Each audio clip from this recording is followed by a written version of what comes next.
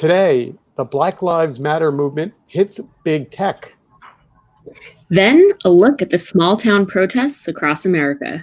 And New York reopens. Do you have summer plans? I'm Alexis Cordato, and this is Future Forward. I am Stephen Rosenbaum. Let us launch. Hey, Alexa. Hey, Steve. How's it going? You know, it's the weirdness continues. It's a pretty weird day, all in all. By the way, it's beautiful out in New York. I'm putting up behind us the live tracker of COVID-19 cases around the world. We'll put this in the show notes for those of you who are interested. It's a live YouTube channel that's kind of a little bit of a brisk reminder of what's going on out in the world. Basically says that you see a lot of cases in South America, right? That's sort of one of the new epicenters, right? Yeah. But USA is still number one, so yay. Oh my goodness. It's like, yeah. And then also, just because we are live, I wanted to share another live feed that I found. This is a live helicopter out of LA right now. These are demonstrations going on throughout Southern California from NBC LA. And we will check back in with this from time to time. But we have 3 chapters in today's show. So maybe we should just kind of talk about the chapters and then we can get into it. So chapter 1 is companies responding to BLM. Really interesting, different reactions. Number 2 is small town protests. And then chapter 3, the summer ahead and what is in store. So with that, we'll begin. So let's start with, so you found these amazing company stories. I did not know about many of them. So you lead. Let's start with LinkedIn, which I knew nothing about. Yeah, so I was following these stories because at work we made a choice to put up a site-wide banner that said Black Lives Matter. We sort of issued an official statement from our CEO. And I just noticed that there were so many different approaches to this. Some brands were sort of getting criticized for not speaking out. And at the same time, there were brands that were issuing creative and content, and they were also sort of being judged as sort of being performative or some sort of flavor of like slacktivism. Anyway, I pulled this collection of links because I thought it was interesting how some of the big tech companies were handling the conversation internally. And so you could see this LinkedIn all hands was deemed a dumpster fire by employees because just was not well moderated. They took a series of questions, and basically Black staff said that they were made to feel incredibly uncomfortable. Basically, they were asked to share what their experiences were, and then the responses of white staffers sort of just made them feel like diminished, made them feel like there was racism at the company, and that they were poorly equipped, and that their leadership was poorly equipped to respond to this moment and address sort of the systemic racism that was even present, in their own company. I think it's really tricky is too simple a word. I can only tell you two minor stories. We had a conversation at NYC Media Lab about what to do, and we went round and round, and even among this a small staff, there was, I don't want to say significant disagreement, but different points of view. It wasn't like everyone went, yes, let's do that. And in the end, we ended up putting up a social media message that was, I think, pretty clear and insight and decisive, but not rambling. And that was it. That was all we did. Mm-hmm.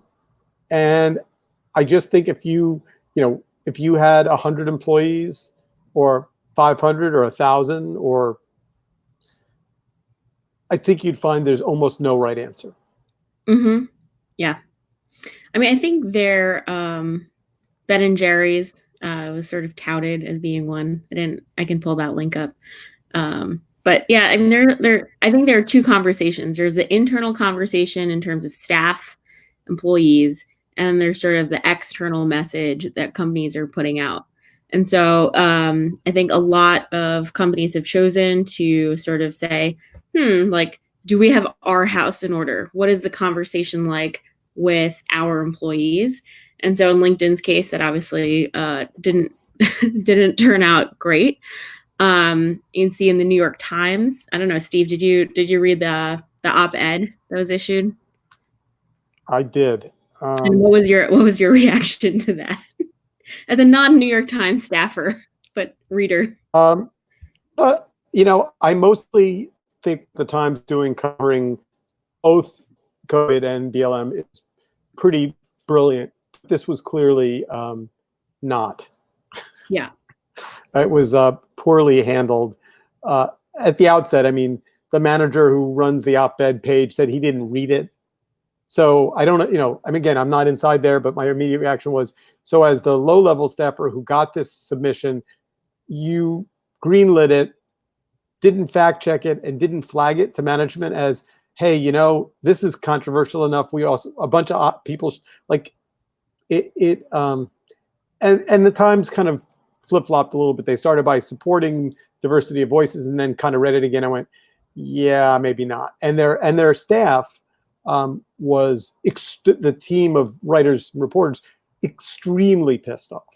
I mean, they put their jobs on the line, because when this op-ed ran, I saw several tweets from New York Times staffers saying that the op-ed piece put Black lives in danger. Yep. It was a very pointed statement. It was issued by multiple staffers. It was retweeted. Yeah. So. Yeah, no, I absolutely think that, the thing is, now that nobody has any memory of anything, it's a reasonable question about whether or not this is a non-issue on Monday morning, because so many other things will come along. I don't know. I think some people's careers definitely were impacted by this at the Times, for sure. We'll see. I mean, I think this is one of those issues that's sort of coming to the surface now in a way where I think individuals are just deciding, enough is enough. I cannot be silent. Companies cannot be silent. We have to hold leaders accountable. So the New York Times staffers basically spoke up. And then we saw another example of this again at Facebook. I think Facebook employees for the longest time have probably questioned the decisions made by Mark Zuckerberg and his team. But last week they actually staged a virtual walkout. So everyone is at home. I think they've said that they're not going to actually have employees come back to offices for the rest of the year. And so employees took it upon themselves to stage sort of this collective protest. And that's in response to Facebook not taking a stance against the president and the remarks that he's made against protesters. So my friend Matthew Simon Ryan Cavaletto, or Matthew Cavaletto, made a comment on Facebook, and I'll just read it. I think it's probably relevant. He said, there might not be one right answer, but there are definitely a bunch of wrong answers. Which so let's just, let's jump right into our fine President Trump, who decided this was the time to kind of reignite the NFL debate. Explain to me how that was a good idea, and why he just seems determined to be on the wrong side of history on this. I don't think there's any rhyme, reason, or strategy behind anything he says. I think he's just emotional. He gets emotionally hijacked, and then he just takes to Twitter. And so I just don't think he's that strategic. I think he just says what he feels, and that's it. So I have to say, my bad, but I had forgotten, so many controversies since then. I had forgotten about Trump's position on the NFL, take a knee matter, and Colin Kaepernick, and how kind of wrong he was then. And not that I'm not collecting all of the wrong things he's done, because I am, but I that one hadn't. That's too hard to track, Steve. Yeah, but then he comes and reminds me, and for the NFL to come out and say we were wrong, not insignificant for the NFL to say we were wrong. Yeah, so it was interesting because there was a video. I'm not sure if you clicked on the link in the article, but a bunch of NFL players, Black NFL players, put together this video compilation, basically saying that Black Lives Matter. We want the NFL to take a stance and to acknowledge that systemic racism and oppression is real. Um, yeah, and so then you had the commissioner Goodell put out an apology. What I actually think was a mistake or a misstep was just actually not apologizing directly to Kaepernick. I feel like they owe him an apology, and that was Well, not. screw that. They owe him a job, for fuck's sake. Totally. I mean, it's just I mean, and I think I'm that's sure he likes being a spokesperson and all, but I bet he'd rather be playing football. Totally. So I mean, this is where I think people are really being the most critical of companies and the statements that they're issuing. It's one thing for the NFL to say we're sorry. It's another for them to show it. Or for any organization that has a platform, any leaders that have privilege and wealth. I think what activists, protesters are all basically saying is put your money where your mouth is, and that actions speak louder than words. If you really feel that Black Lives Matter, show us. I just don't know who's capable of rising to the occasion, right? You look at LinkedIn, clearly they don't have the leadership in place from a D&I standpoint to even facilitate town halls effectively. You have staffers at Facebook and the Times who are questioning leadership and their decisions. You have the NFL. I mean, this is not going to be like a light switch where all of a sudden, poof, racism is gone in America, right? I think what's happening now is we can no longer like brush it under the rug. Like everyone is going to have really hard conversations, and leaders, whether they like it or not, will be confronted either by their own staff or the public. Or their families. Mm-hmm. Yes. So, for example, if your wife happened to be Serena Williams. Oh, you're talking about Alexis Ohanian and Reddit. Indeed, I am. So he was another one who sort of came out and said that he's resigning from the board of Reddit and is encouraging the board to replace him with a Black candidate. So I have all kinds of feelings about this, but I'm going to start with the one that just comes to mind when you say those words, which is, in what universe did resigning become the brave thing to do?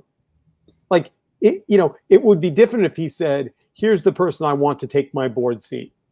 Mm-hmm. And it was, somebody with significant stature in the Black community and against racism and hate speech. And, for example, he could give the board seat to his wife. Yeah. I mean, it gets into this conversation. I just think he's a coward. And I think, I think, just to be clear, here's the underlying issue I have. He owns a significant portion of that company. He's not giving his stock to anybody. So he's still going to be able to vote his shares, and he's still going to be able to essentially have the same, board members don't have some uber magic powers. There's a board meeting, they listen to the reports. The reports generally are about numbers. They talk about, but like, they don't run the company. Right. So you think the better move would be to say, I think we need to, I'm going to help institute change from within. And rather than relinquish sort of a seat, we need to make space for additional voices at the table, and then to basically find that candidate and facilitate the transition. So I think his problem is the exact same problem as Twitter's problem. So when you were an American tobacco company and you were making cigarettes, like, you could have as many board meetings and as many policies and as many theoretical conversations, but at the end of the day is you knew what you were making and you knew its health effect on Americans. I don't think there's any way that either Twitter or Reddit get fixed with better AI or better policy. Hmm. I think that so O'Haty and I have had this argument. We've had it publicly. So I've got skin in the game on this. And his whole thesis, which is pseudonymity, and people should be able to publish anything, and they should be able to speak freely and talk about controversial things, has brought us, QAnon and Pizzagate and R the Donald, and just an unmitigated slew of horrible stuff. And if you go to Reddit, Reddit yesterday, which I did was down all day, you go again today, the most, not the most popular to be fair, but in the top 100, there are two toggles on the top of the page: safe for work and not safe for work. And if you're brave enough to click on not safe for work, I will only tell you, it is, every manner of, not even counting the white power stuff and the hate speech stuff, but them, listening to Reddit talk about, well, our community standards and clean and this, and we're trying to, the basic core of that platform and Twitter are fueled by objectionable conversations. Yeah. And then I'll be done with my rant, my little mini rant here, which obviously I needed to get off my chest. But on top of that, this idea that it's a free speech argument, I think is fictitious nonsense. And the question that I'm going to ask in a post tomorrow is, the largest owner of Reddit remains Condé Nast and the Newhouse family.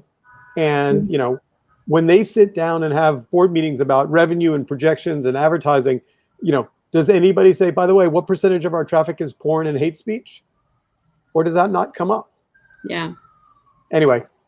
I mean, I think what you're hitting on there is like, they're having talked to a lot of friends over the last week about, what the ask is, right? I think one theme that sort of emerged is that tech can no longer sort of take this neutral stance and be apolitical, and that it actually has to be opinionated.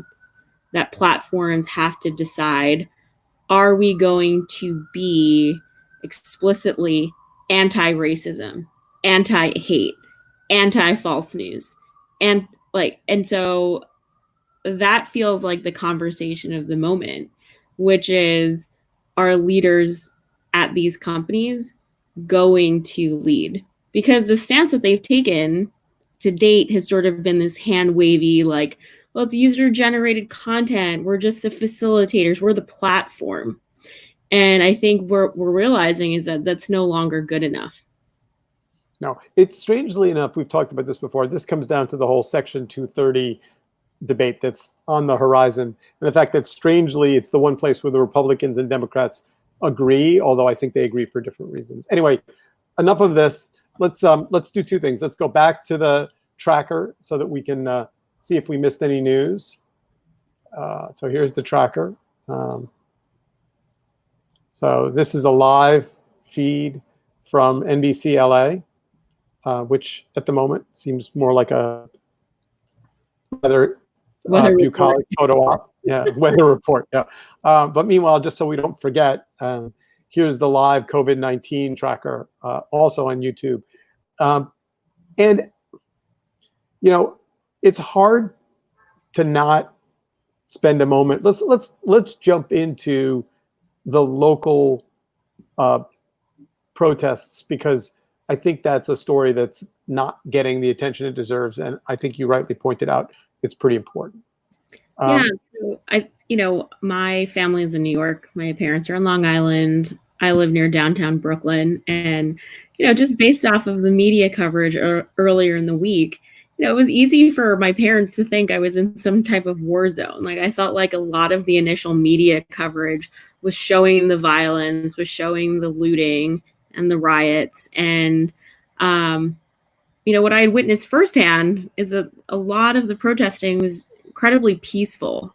And so what I've really been in search of the whole week is sort of all of these beautiful moments that are occurring all across America. And so I want to just spend a few moments just highlighting the fact that small town America is participating. It is not just the large cities like New York, LA, San Francisco, Boston, but really it's happening everywhere, including places that are predominantly white.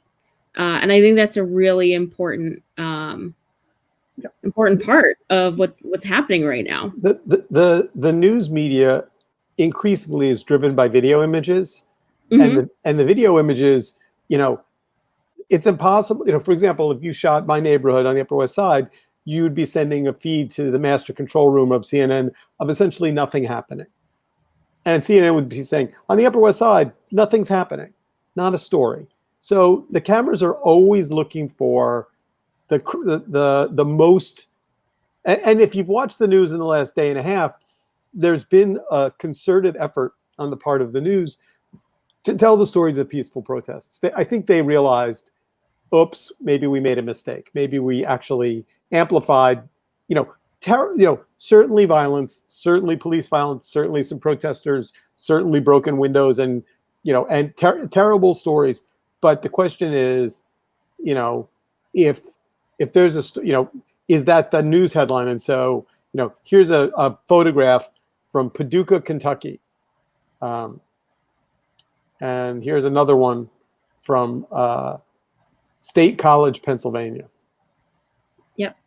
And here's another one from. Protests are, one or two people. It's not hundreds or thousands of protesters, but I think it's worth calling out that there's I think I was watching the Obama town hall. I don't know if you caught that during the week. I did. But, he said at one point, it's easy to think that we're back in the 1960s, again, like sending people into space and protests and riots in America. He said, but if you look at who is coming out to protest and who is participating and who is engaging in this conversation, it is so much more diverse than anything that we've seen. And that's really powerful. Yeah, I also think there's a question about what the next week brings, and then what this uprising morphs into. And it's interesting. There's all this conversation about abolish the police, and that can sound very far left. If you don't pay attention to the underlying message, it can sound really kooky. And then I was listening to, I think, NPR yesterday, and they did an interview with someone who said, think about this. Many of the calls that police get and respond to are for some kind of either domestic violence situation or emotionally, or a potential issue with someone who's got emotional issues. And they arrive untrained for that, or poorly trained, and wearing a firearm.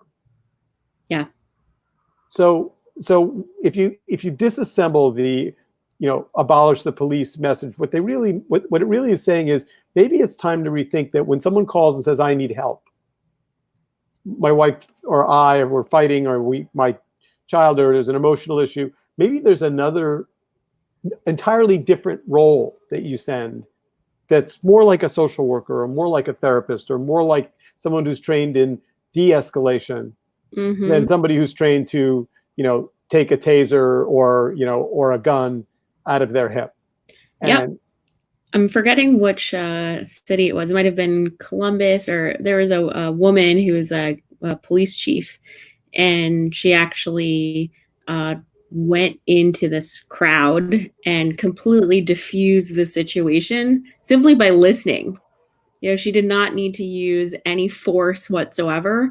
She really just needed to make sure that everyone sort of was being heard and listened to. And I think that, to what you're saying, there are different ways, I think, to resolve conflict.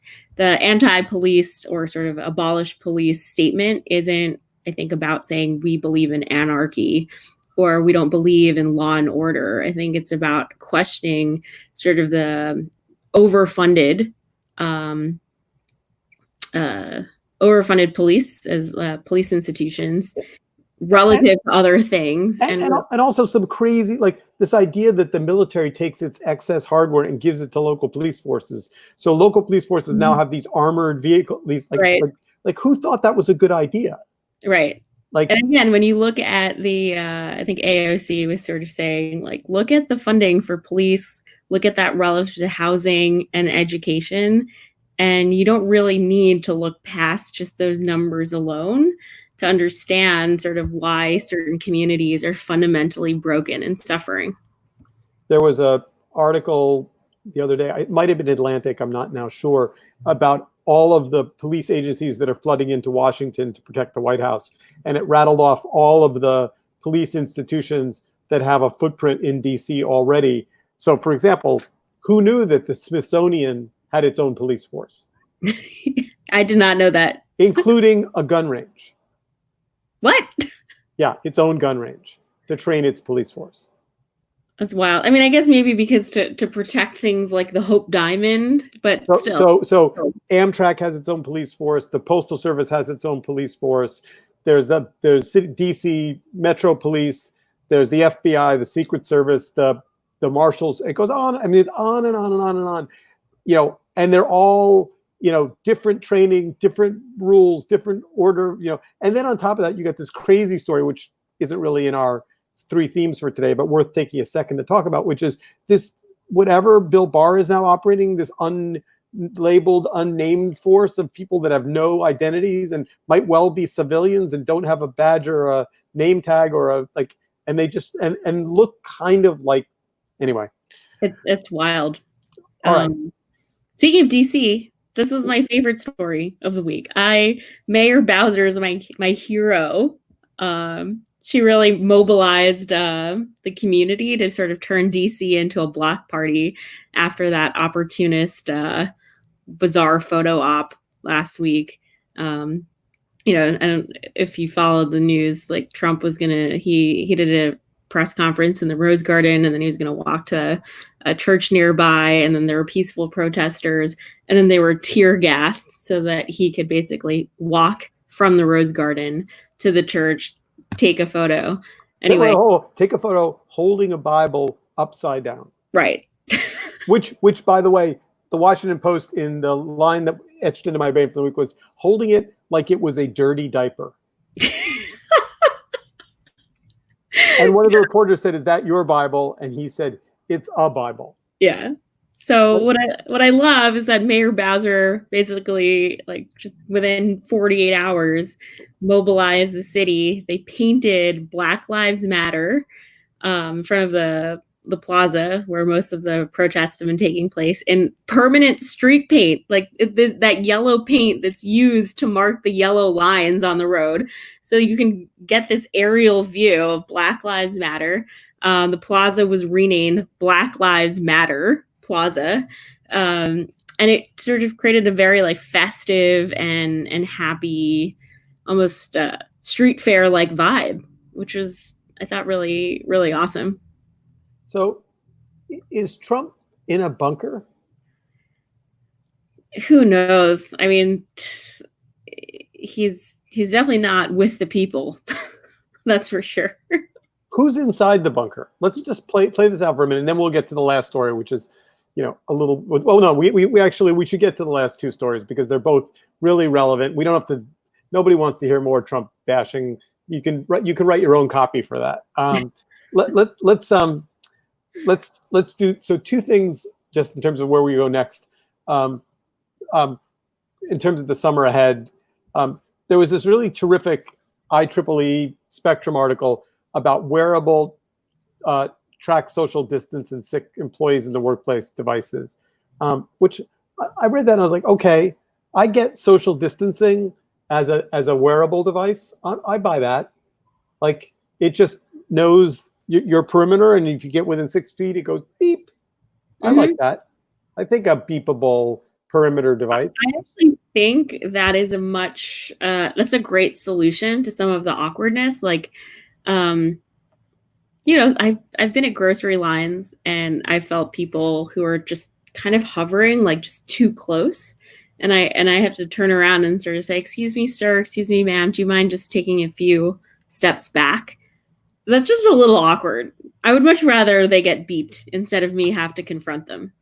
All right. So the only thing I don't really know the answer to is if you're wearing a mask and the other person is wearing a mask, does the 6-foot thing still apply? I think it's just there's a general, I feel like we were sort of given guidance. Wear a mask, stand 6 feet apart. And so until I'm told otherwise, like it's just social courtesy, right? It's just like, are you being mindful of your surroundings? Are you being considerate of your fellow citizen? I don't know.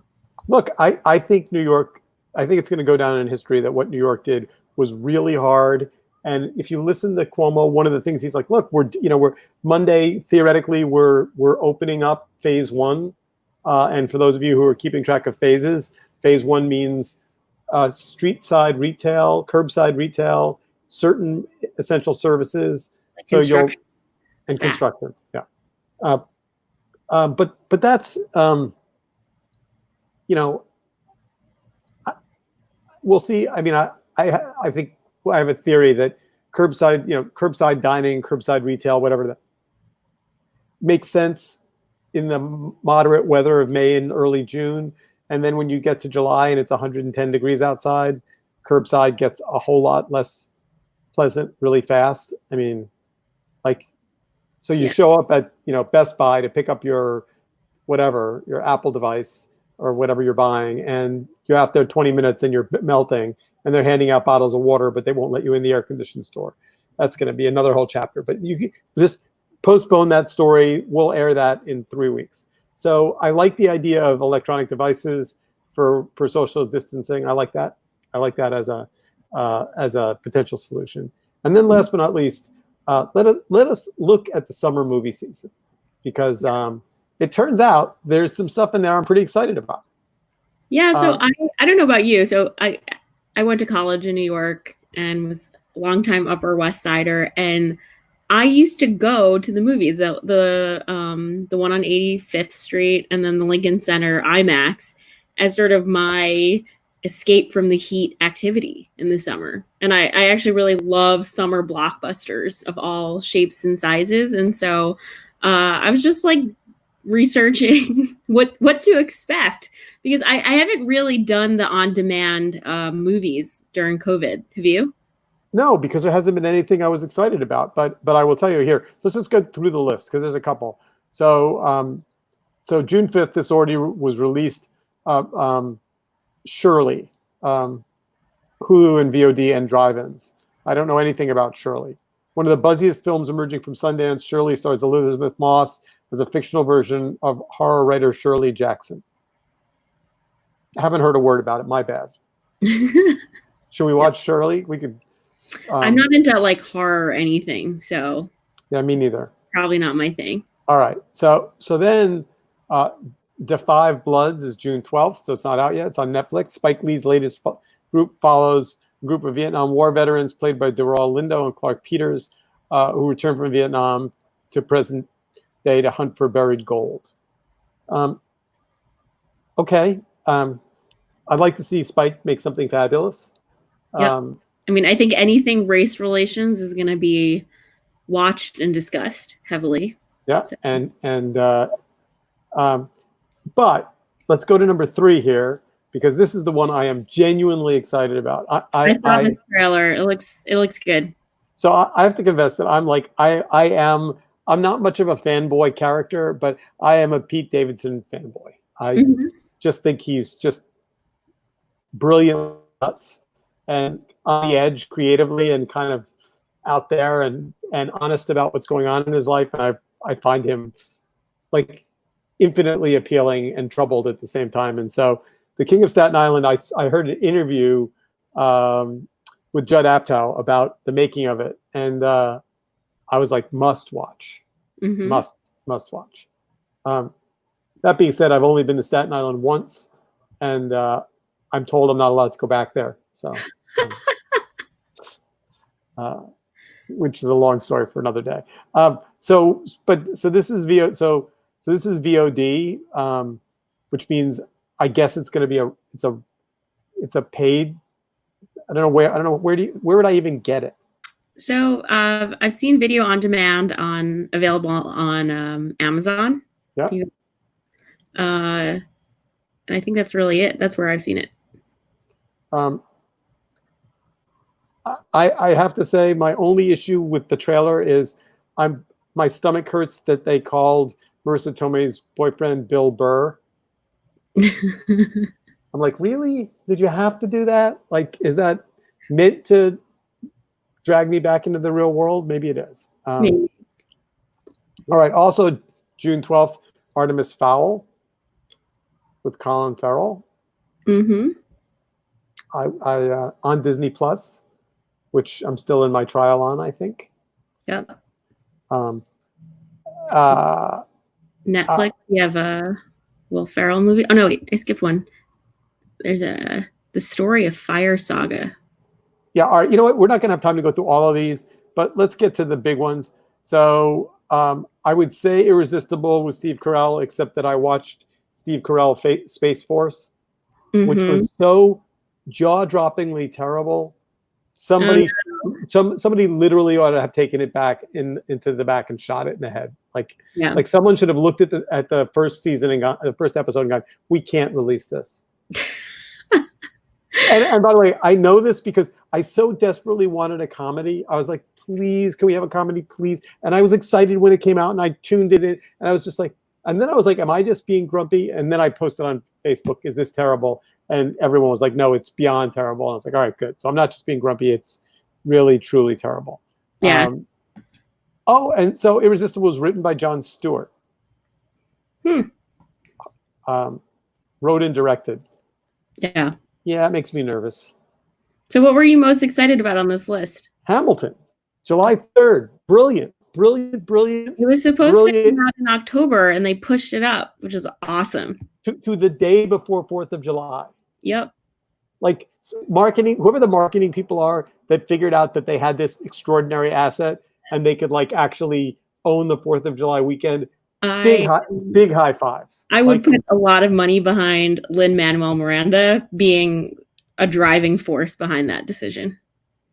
Yeah, that's probably. You mean he picked up the phone and said, "I need this." He said, "Push it up. People need this content now. This is really important. It's timely. Let's do it." I think he did that. Yeah, no, he is one of the handful of extraordinarily brilliant both activists and performers and writers and directors of our time. And so, yes, I would say that was probably most certainly him. So again, my Disney Plus trial is still on July 3rd. So hot dogs, hamburgers on the grill, although we don't really have a, what if I could put a grill on my little Get your outdoor terrace situation sorted out? Yes. Yay. But yes, we have chairs out there and lights. It's lovely. It's tiny. It's the size of a, refrigerator, but it's, but I don't know that I don't know that grilling out there is an option. I mean, yeah. We could go to the park, though. We could go to Central Park and find one of those, little grill things. All right. And then also July 3rd, Truth. I don't know anything about this movie. Yeah.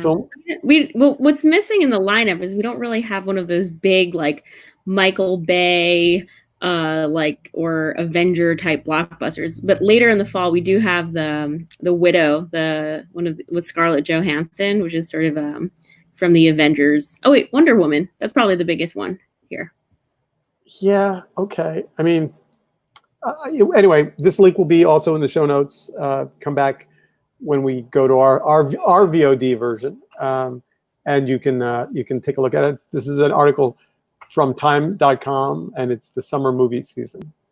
No, wait, that's not right. 20 new movies to watch this summer.